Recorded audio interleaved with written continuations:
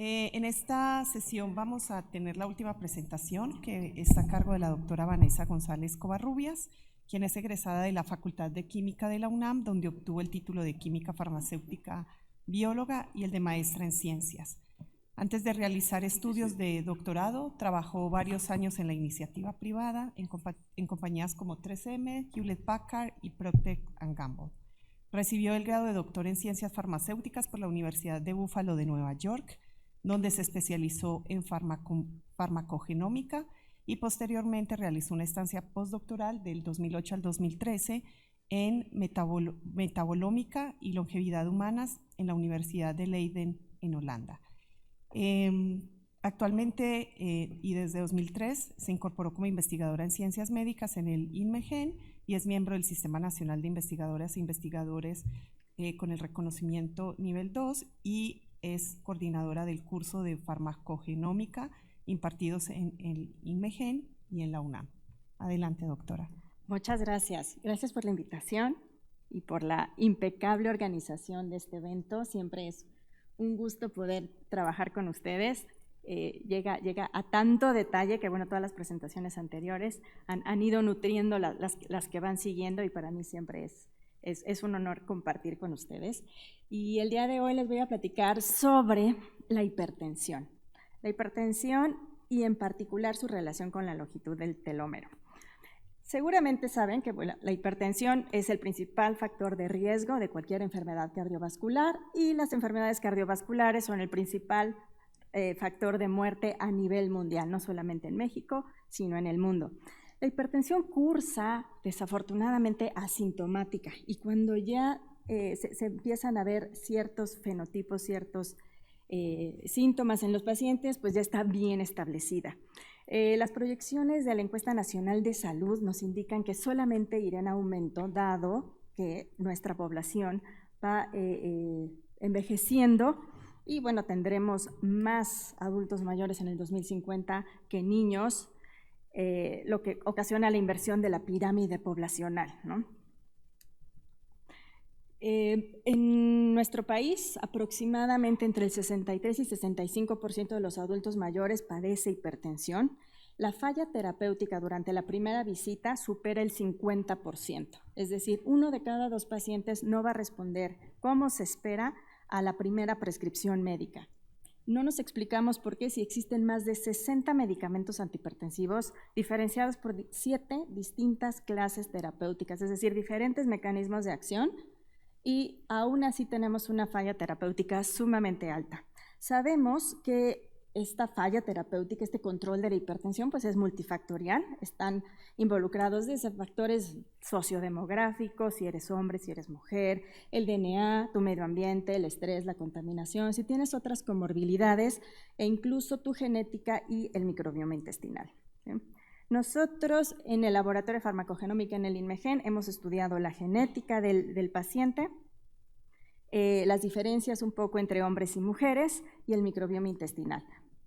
Pero la verdad es que nosotros hemos colaborado con la Corte Cosfam por ya muchos años y hemos realizado estudios de asociación de genoma completo y el genoma humano, el genoma del paciente, explica muy poco la falla terapéutica o el control de la hipertensión. Entonces nos hemos dedicado a buscar otros factores que contribuyan a explicar el control de la hipertensión y entre ellos han estado la longitud de los telómeros y el microbioma intestinal.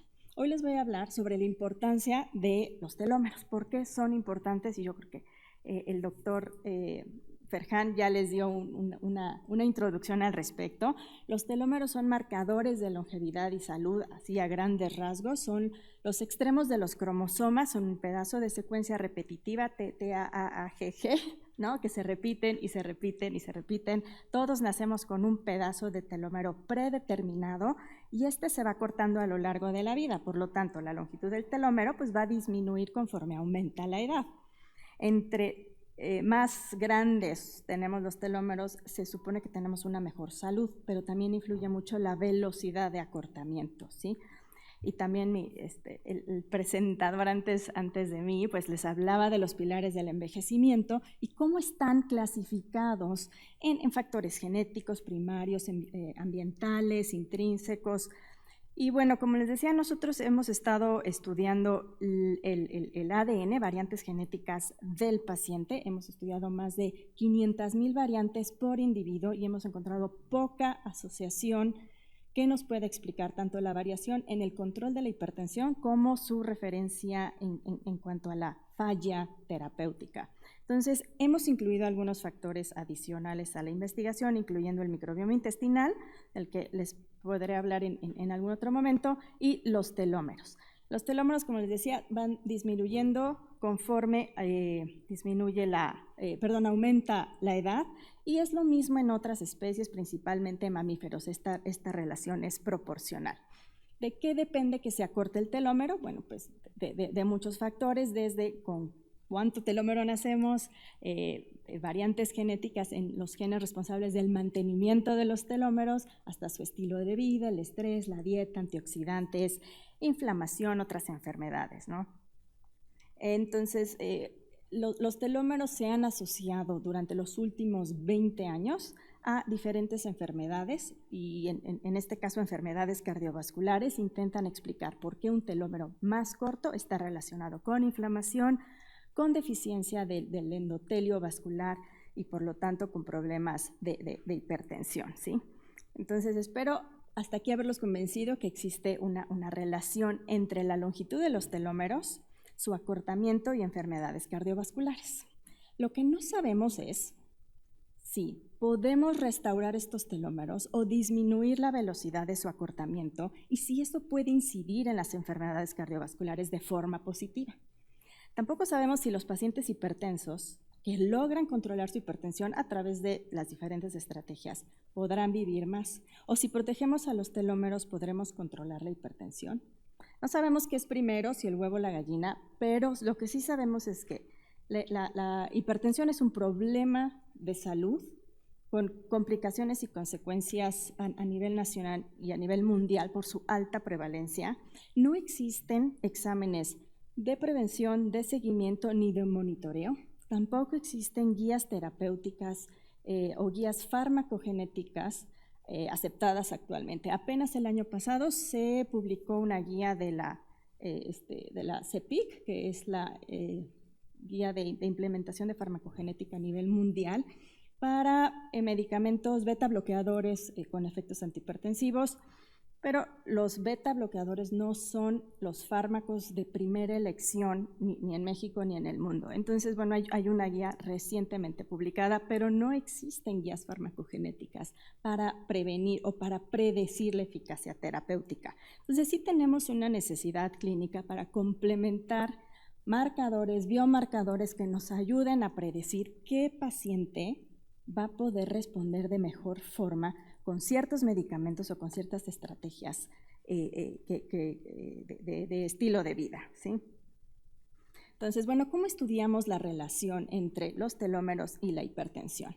Nosotros tenemos la fortuna de colaborar aquí con la Corte de COSFAM desde hace varios años. Se han reclutado pacientes en 3 diferentes ocasiones. Hemos tenido la oportunidad de participar y tener muestra biológica, extraer sangre, medir los telómeros, su longitud de telómeros en los pacientes y después realizar esta asociación a nivel matemático, ¿sí?, del genotipo, es decir, la longitud del telómero con el fenotipo para la presión arterial sistólica y diastólica. ¿Quién es nuestra población de estudio? Nosotros a la fecha hemos analizado el genoma de aproximadamente 685 pacientes de la Corte COSFAM en diferentes años. Son diferentes hombres y mujeres en los parámetros clínicos que ya conocemos. Y de aquí hemos obtenido cierto financiamiento para analizar el telómero de aproximadamente 360 individuos. Entonces, esta gráfica es la frecuencia de la longitud de telómeros en estos individuos. Todos son adultos mayores de 60 años. En el eje de las Y tenemos la frecuencia, es decir, el número de pacientes que tienen una longitud de telómero dictada por el eje de las X. Entonces, ustedes pueden ver que en promedio la longitud de telómeros de esta Corte COSFAM es de 6.6 kilobases. ¿Qué significa esto? Actualmente hay pocos estudios que reportan la longitud de telómeros en unidades de pares de bases. Generalmente se reportan como en unidades relativas, entonces es difícil comparar diferentes estudios de diferentes poblaciones. En la gráfica de la izquierda tenemos la longitud de telómeros publicada en diferentes países del mundo, es un promedio. Se van a dar cuenta que los puntitos pues son diferentes estudios y no presentan una tendencia muy clara. Es el modelo matemático que ustedes ven con las líneas rojas, verdes y azules, que les van dando una tendencia a la disminución de la longitud de telómeros con respecto a la edad.